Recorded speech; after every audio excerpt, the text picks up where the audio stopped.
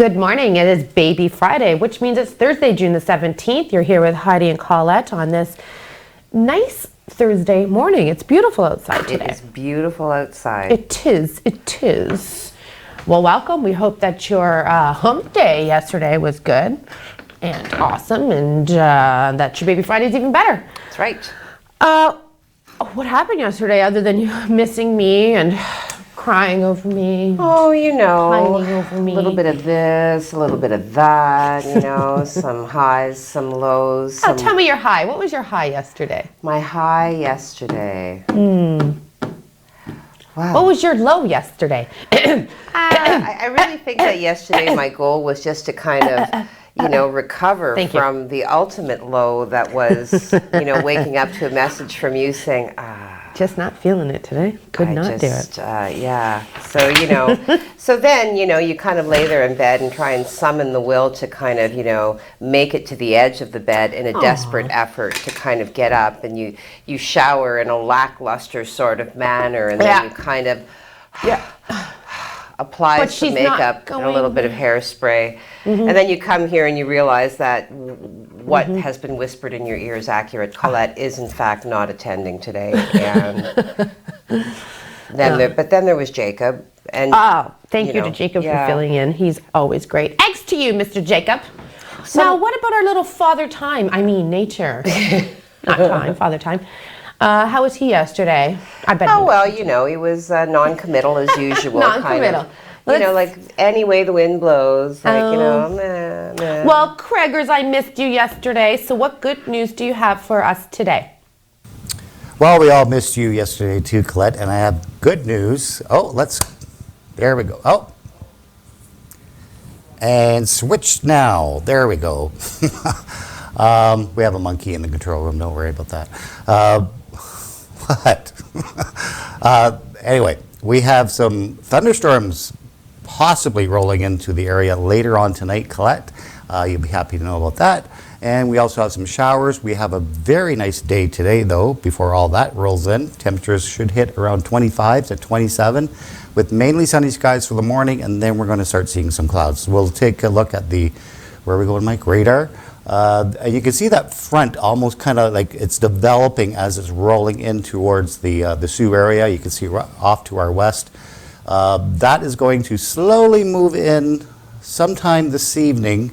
Models are saying anywhere between 6 p.m. and 11 p.m., so be mindful of that. We're also going to see some winds from the southwest, so that's going to start to pump up some humidity and mugginess into our forecast for later on tonight and into tomorrow. So we'll take a look at the 12-hour forecast for you. So we have sun right now, beautiful sun. Temperature's not bad. It's going to warm up very quickly over the next couple of hours, hitting 25 this afternoon with mostly cloudy skies by this afternoon or late this afternoon. And those clouds are going to eventually develop into showers and thunderstorms. That's only the first part. That's the first leg of this system coming in. We have more coming in for the weekend, and we'll touch on that on the 3-day forecast coming up.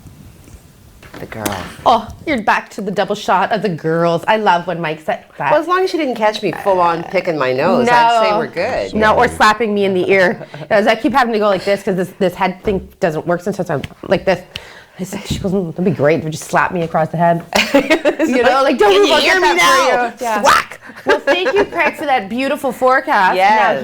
Now, I love me some thunder boomers. Yes. Some thunder bangers. Clear the air. I don't know. Yeah.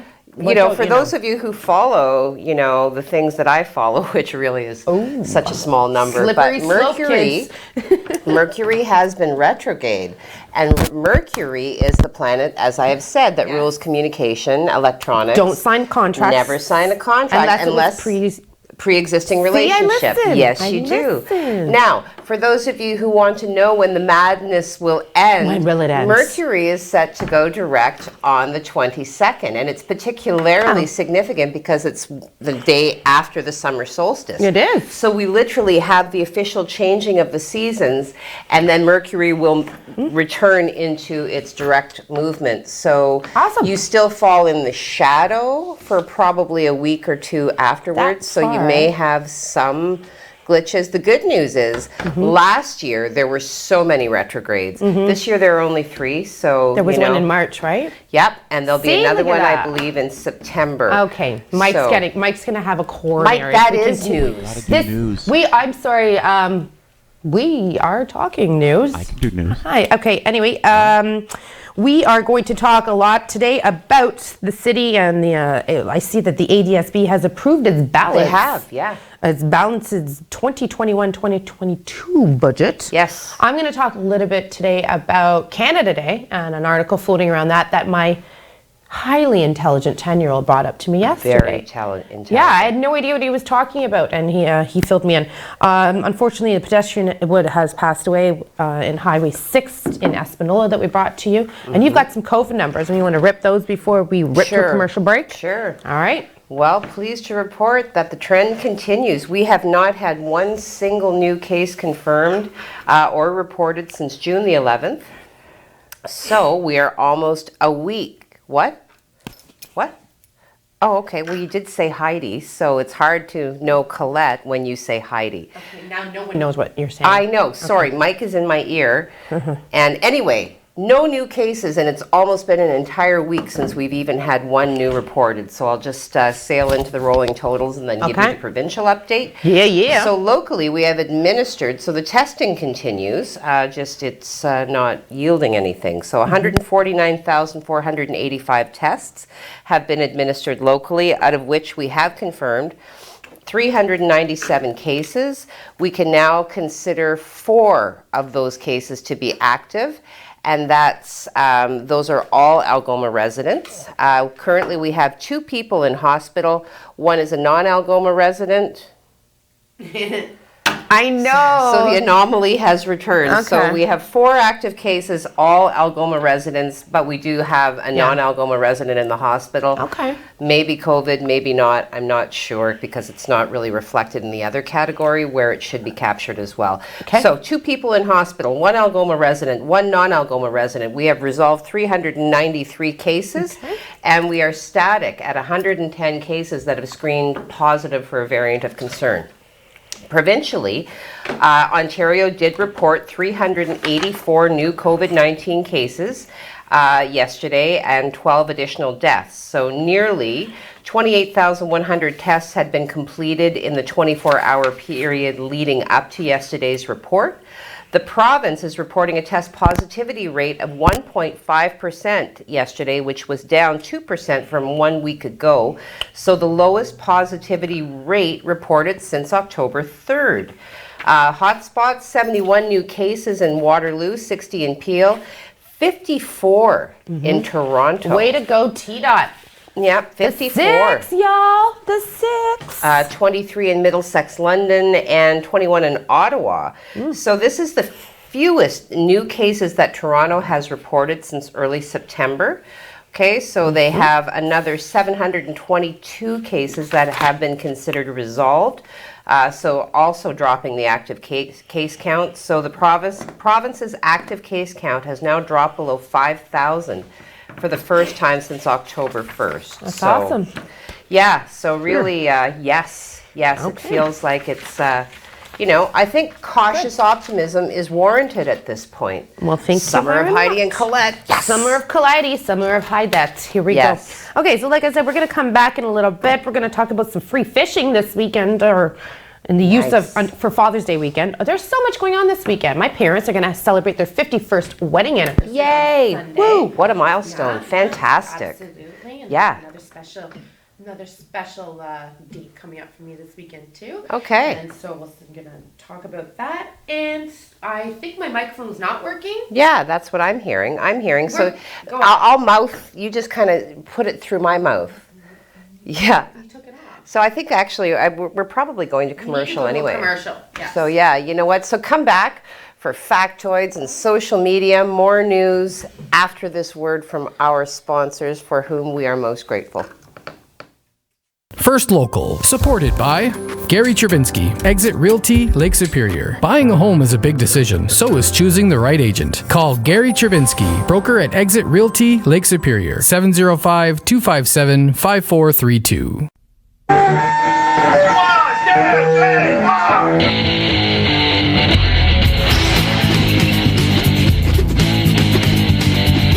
What's your thing? Bugs. Everybody's gotta have a thing. My thing's sound effects. Here's a T-Rex.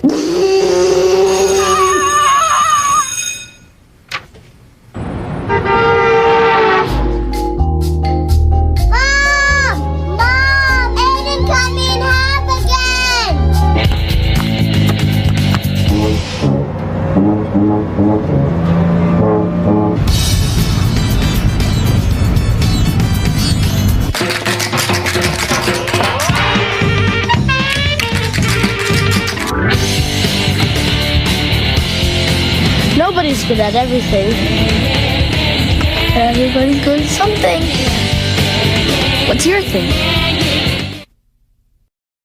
Together we can reduce the spread of COVID-19. Taking the bus, picking up a prescription, getting groceries. Stay 2 meters apart at all times. Save lives.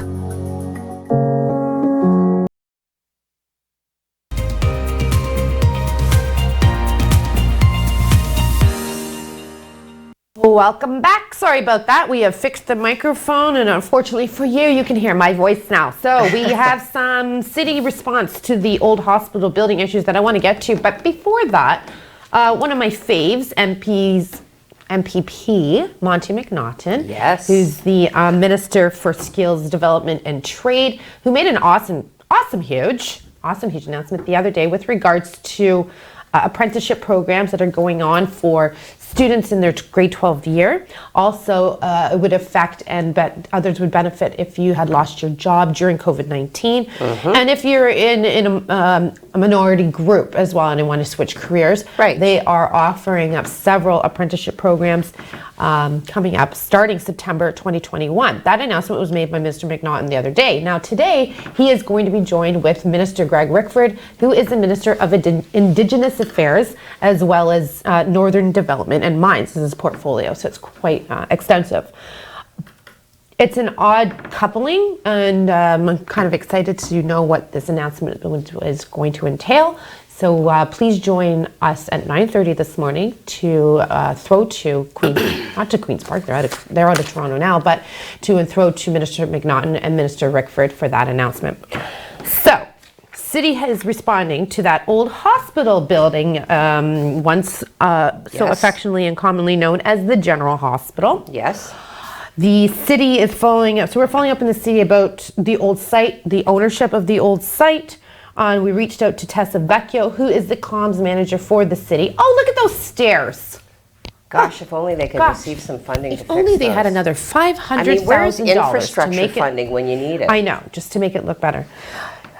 Tessa was able to connect with the Chief Building Officer, Freddie Pozzebon, to provide a response to our inquiry. Okay. And in an intelligent way, Dan has posted this story to the website in a question-answer type format, which I found is pretty, in something like this, I think it works very well. So thanks, Dan, for doing that. The city has, and these are Pozzebon's words as posted to SiouxOnline.com. Pozzebon said the city has never owned the property. The hospital property was sold to a private developer who has since sold it to another development corporation. The property is private property. This question in regards to the numerous complaints by neighbors about the situation deteriorating quickly at the site.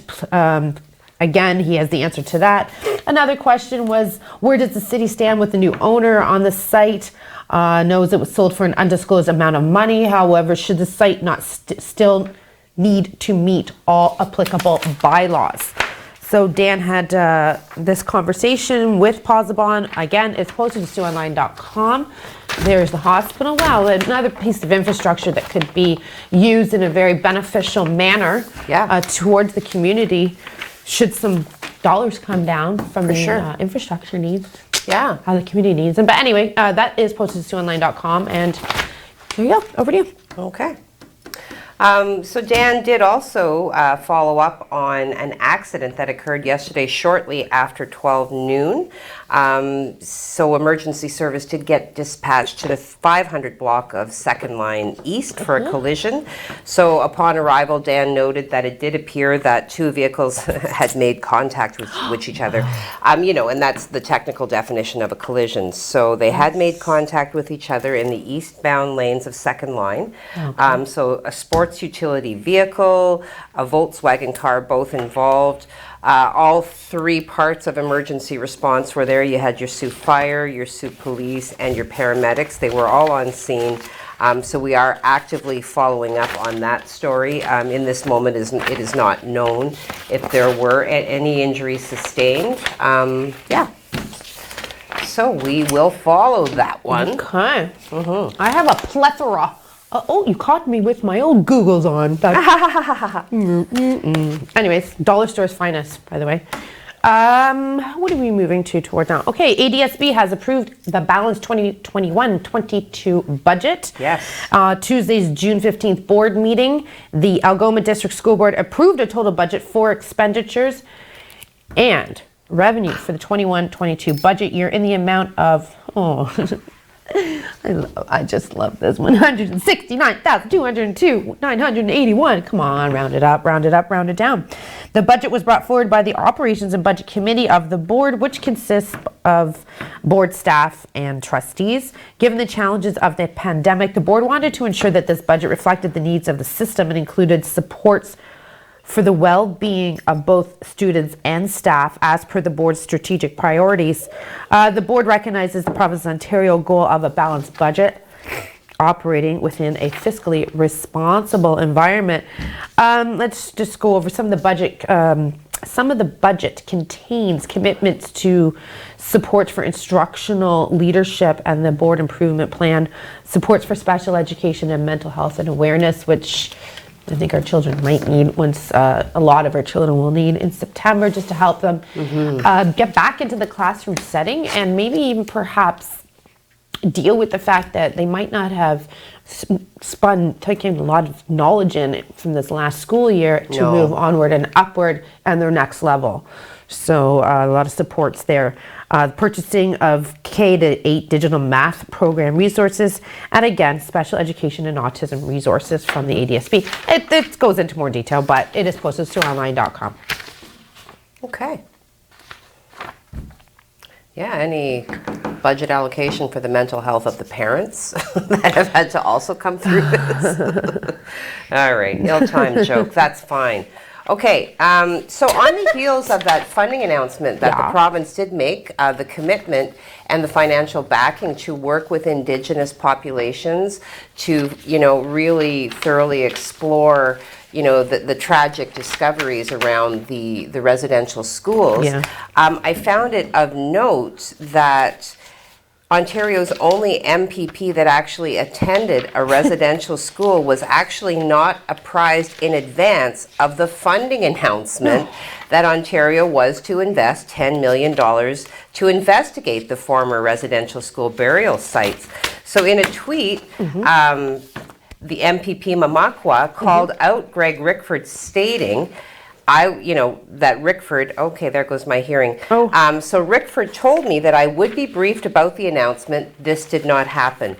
So the announcement of funding allocated to the investigation of the grounds of former residential schools came from the growing requests for some funding, as well as the incorporation of logistical support from the Indigenous communities. So the gentleman's full name, Saul Mamakwa, is an NDP critic for Indigenous and Treaty Relations and MPP for Kiiwetinoong. And my apologies if I just massacred that. It's beautifully spelled. He is the only MPP, again, who attended a residential school. He did share, I am stunned by this government's lack of understanding and respect.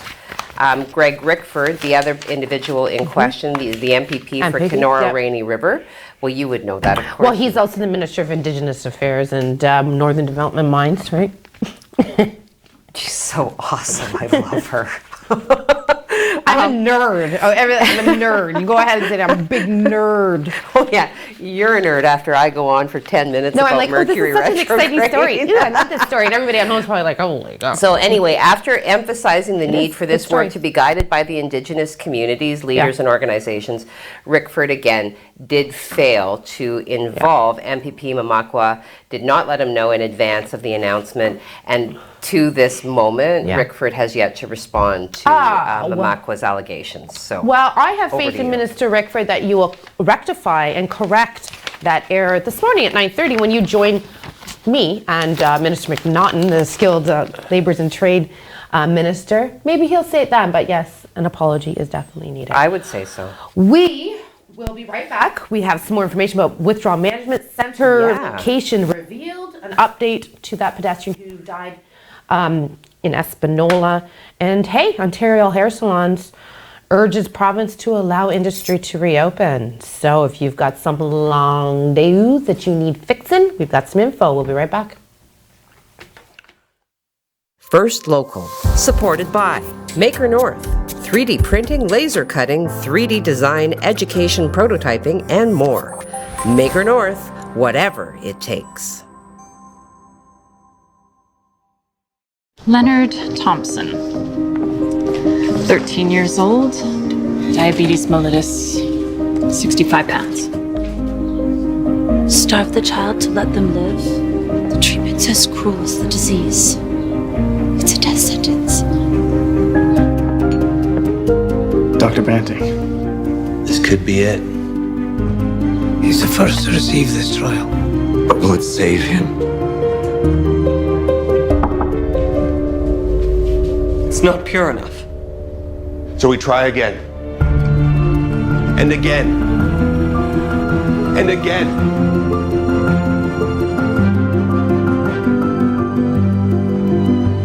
Before the discovery of insulin, diabetes was a death sentence.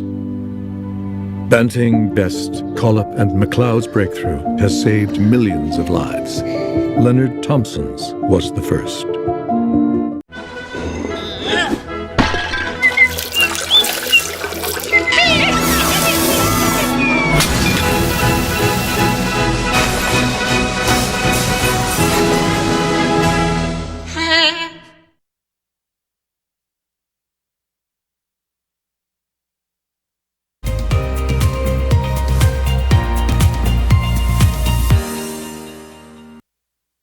There it is. I'm like, which camera? And then I saw you. Welcome back. It is Thursday, June the 17th on this beautiful Baby Friday with beautiful Heidi and Colette. Thank you very much for joining us. And like, follow, share. Yes. Please. Well, yeah. Right? Also, thank you to all of our local businesses who have helped us by sharing their commercials, their 25-second little spots. I think it's pretty cool to see all those people, all the businesses coming together and working together, and they're there for you. So we've got a bunch more coming down the hopper. Yeah. That's what the cool kids say. That's right. Speaking of cool kids, hi Craig, what's the weather? Thank you very much, and we are heading into a very nice looking day today with some sun and some warm temperatures. And then things are going to get a little interesting for tonight. We'll show you on the radar. This is a complex low pressure system and cold front and warm front. So the warm front coming in, we're going to feel those warmer temperatures today. And then the cold front, one of many coming through over the next 48 hours, is going to slide through sometime during the evening towards the late at night. Some models are saying early, like 6 o'clock, and some models are saying later, like 11 o'clock. So expect to see some rain develop and maybe even a thunderstorm sometime later on tonight. As far as temperatures go, we're back into the 20s, 25 here in the Sault, maybe even see 27, 22 in Wawa, 22 in Timmins, and 23 in Sudbury. So we're all feeling that warm, summery-like air coming into our area today. And here's that cold front and two warm fronts. So we have the initial warm front coming through, and then we have another warm front pushing through as this cold front also tries to push through. So it gets a little complicated as far as what type of storms we're going to see. Are we going to see heavy? Are we going to see light? Right now it looks like it's going to be a light variety with this cold front. And then we have another system coming in over Friday night into Saturday. So we're definitely watching some interesting weather coming our way. But for right now, for the next 3 days for today, sunny skies for the most part. Then we're going to start seeing those clouds fill in during the afternoon. It looks like rain is going to hold off until the evening, so be mindful of that. Temperatures around 25 to 27. 25 for our high tomorrow as well. We could start the day with a little bit of showers and then clear out and then redevelop in the afternoon, just like today, lasting into Saturday morning. And then we start seeing some clearing for Saturday at temperatures at 23. Courtesy of that cold front, just cooling us down just slightly. And then we see some more activity coming in for Sunday and definitely into our Monday to start the week next week. So things are going to get a little wet and maybe a little loud with some thunder over the next couple of hours, or a couple of days I should say. So summer is here. This is what summer weather is all about. That is your weather right now. Let's send it back to the girls, and I'll be back in just a bit for another update. Welcome back to our show. Spicy conversation. It was a spicy conversation. I took a bite of a granola bar and it just caught me. Well, you want me to, while you chew, nuts. do you want me to talk, so there was so now the government of Canada through FedNor has actually put a significant investment into the innovation and sustained growth here in Sault Ste. Marie. The overall goal with this particular funding announcement, of course, is to provide meaningful employment opportunities for youth to kind of stem the out-migration, which has been, part of our economic challenges and development for a long time. So basically, what was announced yesterday was funding to help, so funding led by the Nordic Institute and Algoma University. They both have put forward significant projects. So basically, through FedNor, the funding is intended to support 2 separate and distinct intern opportunities. So each organization receives $31,500 each. The intention is to hire a youth intern for a 1-year period to carry out key activities. So they both have some very exciting projects on the table.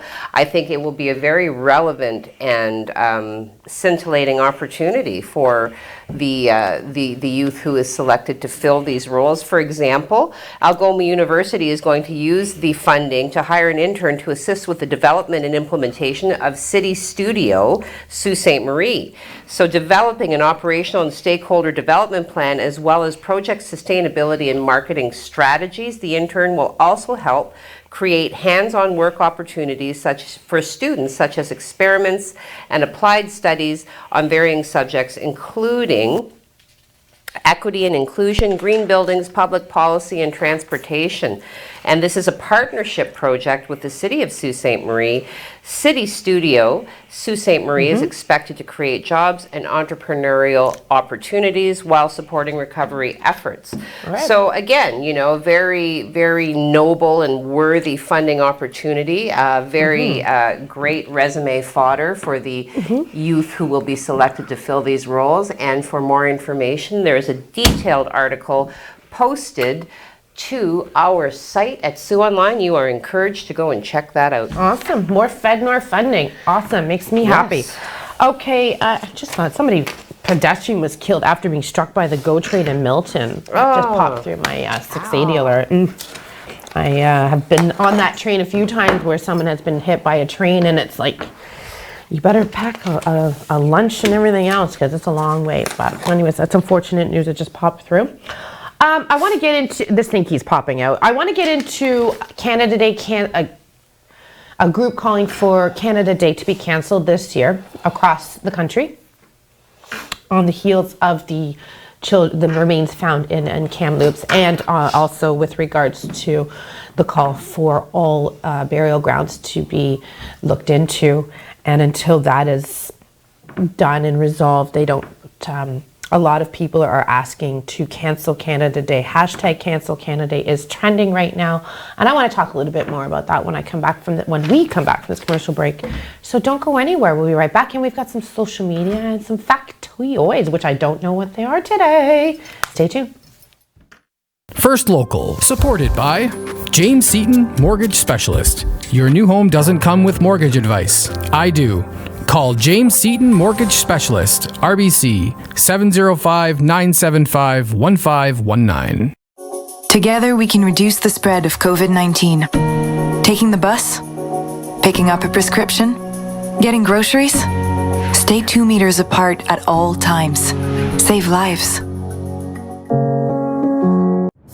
Do your part to help stop the spread of COVID-19. Wash your hands for at least 20 seconds. Cough into your elbow, not into your hand or in the air. Avoid touching your face, eyes, and mouth. Keep your distance from people. Stay at least 6 feet away from others. If you're feeling sick, please just stay home. Do the 5 and keep others alive. Help stop the spread of COVID-19.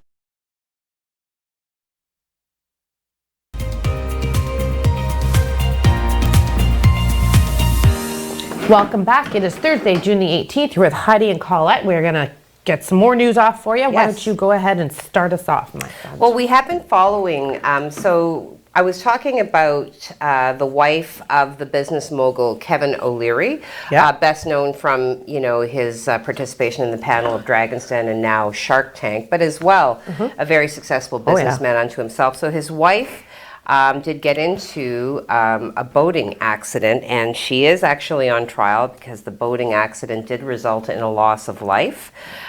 We reported that the accident did occur on Lake St. Joseph, and so she has a very high-powered lawyer. There was apparently a quote-unquote witness who did indicate that, oh, well, she couldn't see the boat that she struck because the lights weren't on. Well, now another witness has said the boat that she struck did in fact have the light on. So Richard Ruth told an Ontario court yesterday morning that the boat he was aboard had its navigation lights, which is a white overhead light and 2 green and red lights on the bow. They were on at the time of the late night crash on August 24th, 2019, as well as a control panel that provided some light. So the court has heard Ra had taken over operating the boat that belonged to his friend while they went out stargazing on Lake Joseph with a group that night. So Ra, for just for some information, is a family doctor, lives in Buffalo, New York, but rents a cottage near the lake. He said the craft had been still for some time when he saw lights from an oncoming boat. Seconds later, he said their boat was struck by another vessel, a crash that caused the deaths of Gary Poltish, 64, from Florida, and Susanna Brito, 48, from Uxbridge, Ontario. So, so Linda O'Leary, wife of Kevin O'Leary, was the one who was driving the boat. She has pleaded not guilty to a charge of careless operation of a vessel under the Canada Shipping Act. So, yeah. Well, Brian Greenspan is no beginner lawyer, that's for sure. No. So, wow. Okay, thank you very much. All right, before I went to commercial break, I wanted to talk to you about hashtag Cancel Canada Day. Now, the premise of this is that there are calls to cancel Canada Day festivities, and this call is growing throughout our country as Canadians continue to reel from the discovery of the remains of the 215 poor little Indigenous children on the grounds of a former residential school, as well as in addition to the province and other citizens in Canada, not just our province, calling for all residential schools to be checked. There's currently no official request to the federal government at this moment to have Canada Day put on hold, but some communities are going ahead and canceling their events at the local level out of respect to what's going on in our country. There's also a growing online call to see Canada Day canceled. Again, there are several groups coming together. So we're gonna continue to follow this. and follow this story, and we will keep you updated because I think it's very important. Yeah. What's going on? Over to you. Okay. So we'll take you now to Massey, Ontario, where the OPP did respond and ended up laying some drug-related charges in connection with an incident that ended up with 2 people going to the hospital. So this took place on June 11th, so last Friday. Shortly after 2:30 a.m., members from the Manitoulin OPP and Sudbury Manitoulin Paramedic Services responded to a disturbance and administered naloxone. So 2 persons were transported to a hospital in Espanola by Sudbury Manitoulin Paramedic Services. They were subsequently released. As a result of the investigation, a 44-year-old from Webwood is charged with criminal negligence causing bodily harm contrary to Section 221, administer a noxious substance, cause bodily harm contrary to Section 245, and trafficking in Schedule 1 contrary to Section 5 of the Controlled Drugs and Substances Act. So the name of the accused cannot be released in order to protect the identity of the victims. An investigation by the members of the Manitoulin OPP Crime Unit and OPP Forensic Identification Services is continuing under the direction of the OPP Criminal Investigation Branch. Wow. So if you have any information, you can call Manitoulin OPP at 888-310-1122, or if you wish to remain anonymous, you can call Crime Stoppers at 1-800-222-8477, which spells out TIPS. TIPS. Thank you very much. The Withdrawal Management Center location is revealed. What's behind curtain number 3? Sault Online has learned the location of the 20-bed Withdrawal Management Center to be brought to Sault Ste. Marie. The center, according to a previous announcement, will host a 20-bed treatment facility.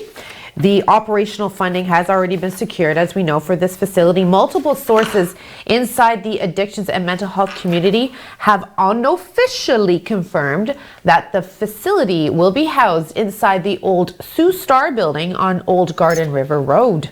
We have reached out to Ross Romano's office. They have declined to confirm or deny. We will not confirm nor deny these allegations are true until the announcement is made. Romano just wants to make this, I guess. This is my news. This is my news. Dan, let him do it. You're ruining the surprise. The official announcement is set to happen in the near future. I love that answer. That's amazing. Well, I mean, unofficially, I think it's scheduled for tomorrow, actually. But again, cannot be confirmed nor denied. No, exactly. Settle down. I'm going to say something, but I decide when I'm going to say it. Don't take Minister Romano's thunder, man. That's right. We love Minister Romano. He's so awesome with us. Anyways, over to you. We have 45 seconds. Let's get some more news. 45 seconds. Yeah, more news. Oh, my gosh. Okay. Oh, my God. There is a report that is suggesting that children and adults under 30 are driving the COVID-19 surge in parts of Northern Ontario. So we have been following how some Northern Ontario health units are experiencing significant challenges in getting the pandemic under control. So Dr. Leanne Catton says that the case rate in Porcupine Health Unit is 290 per 100,000, which is nearly 5 times higher than the rate the province had set as a benchmark for reopening. Wow. So, and if you recall, when we moved into step 1, Porcupine, that health region did not. Yeah. So they are still under stay-at-home and significant restrictions. So recent data shows that the majority of the active cases right now in that health unit are located in Timmins, as well as in the First Nations communities in the James Bay and Hudson's Bay regions.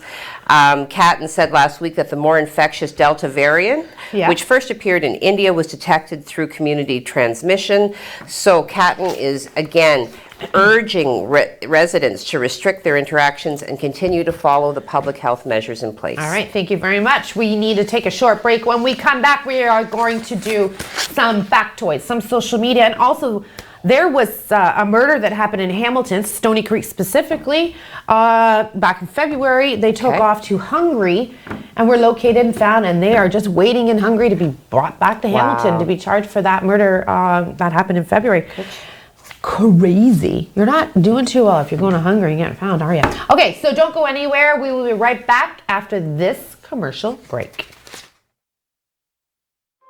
First Local, supported by YDoc Detailing. Call YDoc Detailing at 249-356-6688 to book an appointment for detailing or paint correction services today. The COVID-19 pandemic in Canada is serious. We must continue to practice all public health measures. Follow local guidelines for gatherings, maintain physical distancing, wash your hands, wear a mask, and download the COVID Alert app. If you have symptoms, even mild ones, stay home. Protect yourself and others. We've come too far to stop now. A message from the Government of Canada.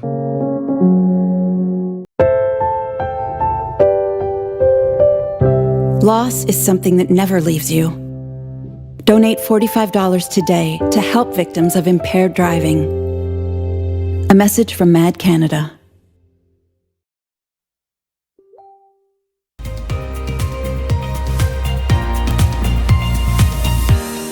It's in my ear thing, right? Good morning and welcome back to First Local Morning with Heidi and Colette back beside me. Yeah, slap. Yeah, so, Baby Friday. Whoop, whoop. We're all very excited. It's a Clearly. beautiful day out. I'm now going to regale you with a factoid. Okay, good. I missed you yesterday in the factoids. Oh, honey. I had a nightmare that you weren't that I didn't get to hear them. No, I'm here. I'm always here. So, okay, factoid me. Factoid. I'm a big Sherlock Holmes fan, which means through Robert Sherlock Downey Holmes, Jr. Sherlock Holmes? I'm just well, the books, but yeah.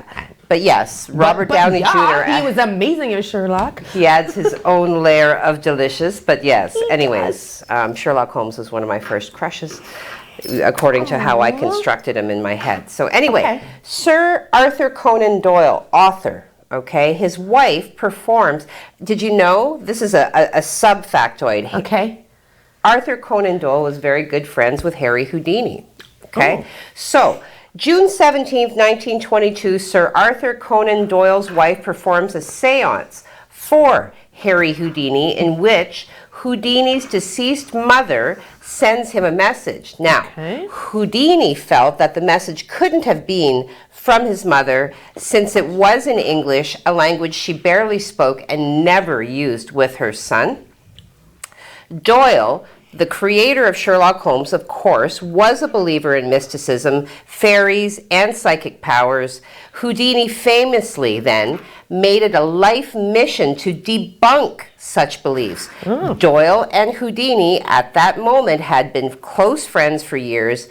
This event, however, did create a rift between the two that even included threats of lawsuits as Houdini went on to debunk Doyle's favorite mediums. Okay, great. Holy Houdini. Thank you, Heidi.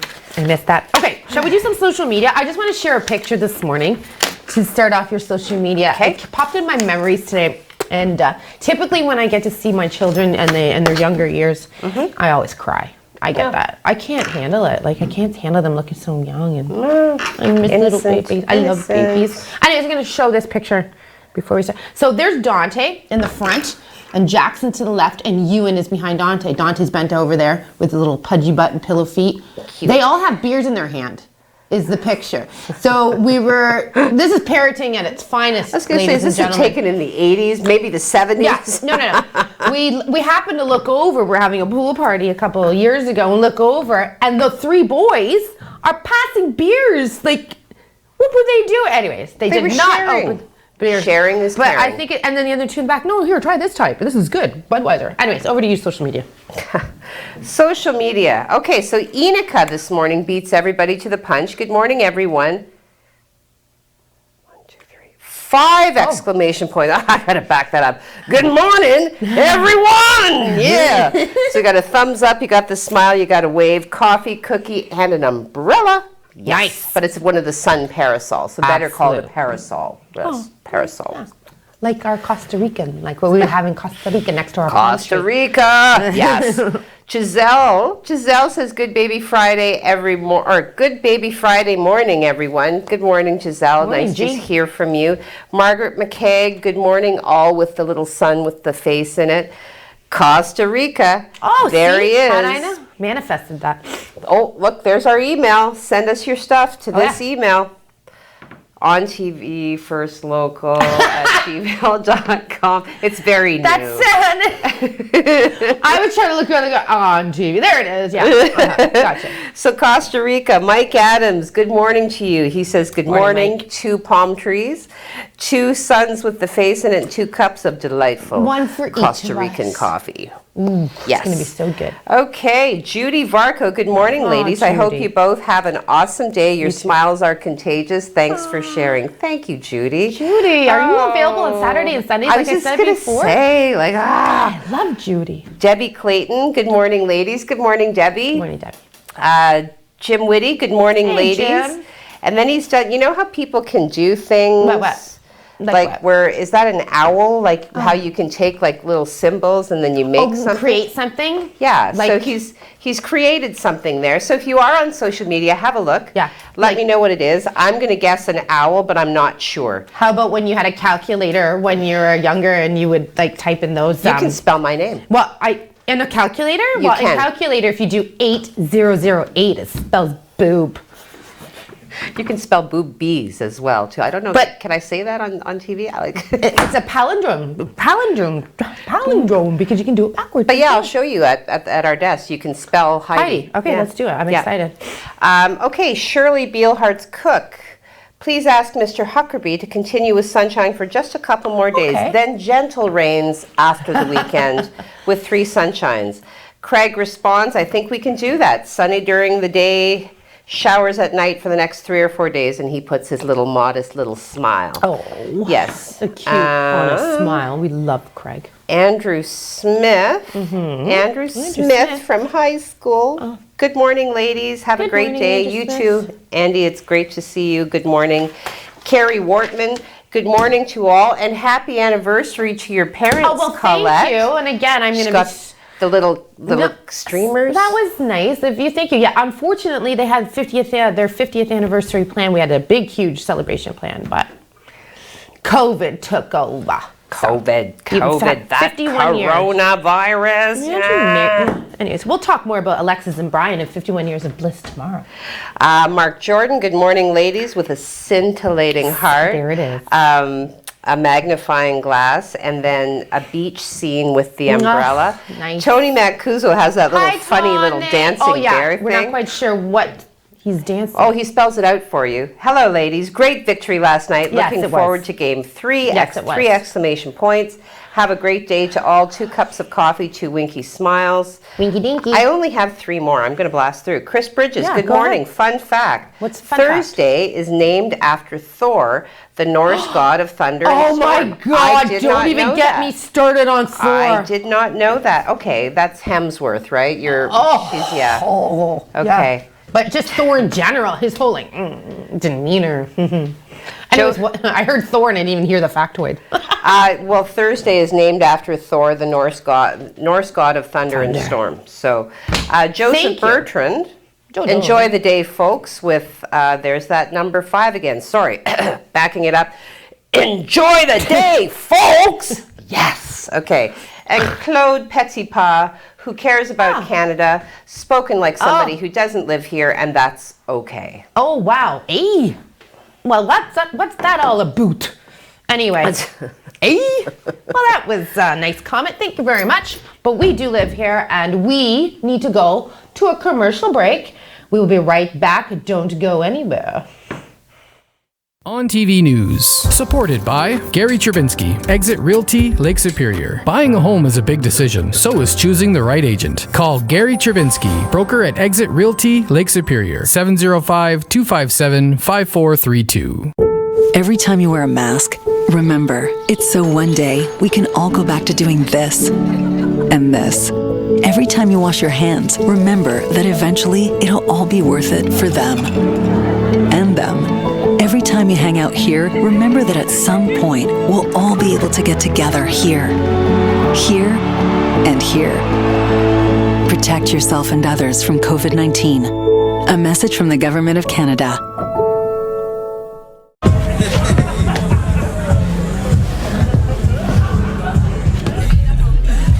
Is going to a party really worth it? Putting yourself at risk puts everyone at risk. Help limit the spread of COVID-19.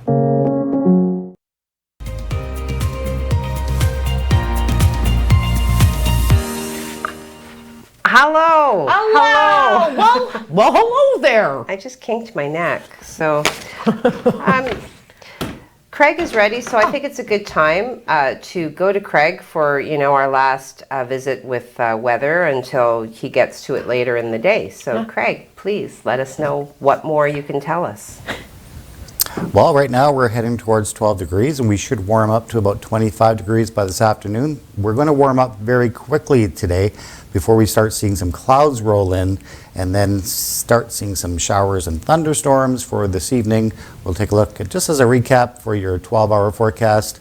Expect those clouds to roll in sometime around noon hour. We expect to see those clouds and then becoming mainly cloudy for the afternoon, but still going to be warm. And those winds are going to be kicking in from the southwest at around 20 kilometers an hour. So it's going to be a little breezy out there, but it's a warm breeze. And that's bringing in some humidity as well. For tonight, temperatures pretty much, or not tonight, for this evening, temperatures pretty much staying where they are during the day. Then we're going to start seeing our temperatures drop off a little bit. For tonight, temperatures around 17 degrees for a low. But we do anticipate some thunderstorms rolling in anytime between 6 p.m. and 11 p.m. tonight. And then the same thing for tomorrow. I'll have more at 5 o'clock. I had mono in university, so hi. The Hello. kissing disease. Well, Heidi had the kissing disease. Didn't everybody, isn't that like part of your like frosh induction package at university? Hey, That you get here's mono? a dose of mono, woo! But yeah, I did. I was quite sick. I actually wound up in the hospital, for those of you who are interested, since we're talking about it. Heidi, for Yeah, kissing. Stop kissing. Well, no, I became dehydrated because I didn't know. I kept going to the clinic on campus, and they kept saying, yeah, you got strep throat, which I certainly did, but I also had all the other symptoms, like, weird things made me tired, making my bed, climbing stairs, like I'd have to lay down. Oh, my God. And so my throat was so inflamed that I couldn't even drink water at a point, and so I became dehydrated. Yes, dehydrated. And not cool, not hip. Yeah, it was not cool. It was a very difficult moment in my life, and I did have to be. My friend Ron, who lived just down the hall in residence, took me to his doctor in Scarborough, and the doctor had me admitted immediately because I was dangerously dehydrated, and not just from attending I don't think pub you should night. Love pub nights in college. Oh my God. Sorry, it was like a squirrel moment when you said, I forgot all about your ailments when you said pub night. Yeah. I want to talk about an update of a pedestrian that died after being struck by a vehicle in Espanola on June the 12th at approximately 12:49 a.m. Officers from the Manitoulin detachment of the OPP responded to a report of a pedestrian walking on the roadway on Highway 6 north of the bridge in Espanola. Shortly after, police located a deceased person on the southbound lane of Highway 6. The deceased has been identified as Sagasige, I apologize, Sagassigge, who was only 18 years of age, from Sable's Spanish River Township. So first name Sky. That's extremely sad news. It's very The investigation is continuing under the direction of the OPP Criminal Investigation Branch. Sad news. And 18 years old, my thinking about the goodness. family for sure of Sky. So you know what? With few minutes left, I still have a factoid, but you know what? Okay. This is something that I've been kind of following because a lot of people, with the rollout of vaccinations, a lot of people have been saying, well, pretty soon you're going to have to show proof that you've been vaccinated, and I'll remind everybody that you have to provide a vaccination record to even register your kids for school. So yeah, let's just kind of keep this sophisticated, as Seinfeld would say. However, now as we're waiting with bated breath for the travel restrictions to be lifted and the mass exodus is going to represent everybody getting on a plane and going, a new survey suggests that about 20% of vaccine-hesitant Canadians would lie about their COVID-19 vaccine history People if lie? injections become required for international or domestic travel. Okay. So this was the Smart Traveler Survey conducted by the Travel Health Insurance Association of Canada. They found that 14% of Canadians are not interested in getting the vaccine, and among those, about 20% wouldn't hesitate to fib if the vaccines became a requirement for travel or entry into large events. So, All right. yeah, I just thought that was interesting and kind of, undermines the integrity of the whole program to begin with. But Yeah. Well, how about, just on the heels of that, people lying about COVID-19 and vaccinations. There was a couple that we reported on who are from the Yukon, and a couple who snuck into the Yukon community for the vaccine, like well before they were supposed to. Well, anyways, they've been charged. So, Rodden and Ekaterina Baker were fined $2,300 for violations under the Civil Emergency Measures Act. They did sneak into the small Yukon community of Beaver Creek earlier this year, posing as locals to get doses of Moderna. They did plead guilty and were charged under Yukon's Civil Emergency Measures Act. So, I was just posing as locals? How do you do that? I don't know. It's a small community. They're gonna know that you're not local. Had they been casing them for like literally weeks? Okay, did you see how she was dressed just then? You got to get something just like you that. You can't buy those shoes here. Those are Toronto shoes, one of those plaid. Maybe. What would you wear? Like plaid? I don't know. Well, maybe like a little hat with flaps. Like maybe they had the hat with the I've lived here for 25 some odd years. You know me. I'm that Jim Smith boy, and with the mustache and this and anyway. We are here to giggle sometimes here, but anyways, when you said that, I thought, oh, hey, I got to tell that. But why don't you factoid me? Please? Oh, yes. Okay. So, today's date, June 17th, 1885. Okay. Oh, God. The unassembled 151-foot high gift from the French people arrives in New York. The French donated the Statue of Liberty, but the U.S. was responsible for building its pedestal. So might as well have come from IKEA. Like, here's a gift, but you got to assemble it yourself. It will take you double the time to do it. In 1884, the governor of New York, Grover Cleveland, vetoed a bill to provide $50,000 for the project. An attempt the following year to have Congress provide the $100,000 necessary to complete the project also failed. The New York committee, with only $3,000 in bank, was unable to build the pedestal. With the project in jeopardy, and other American cities offer pay the full cost, erecting the statue in return for relocating it to their city. And I'm out of time. And you said erect. So funny. And isn't that great that they had to put something on a pedestal in America? Something new. We wish you a great Baby Friday evening. We will see you tomorrow, the original Friday. Have a good one.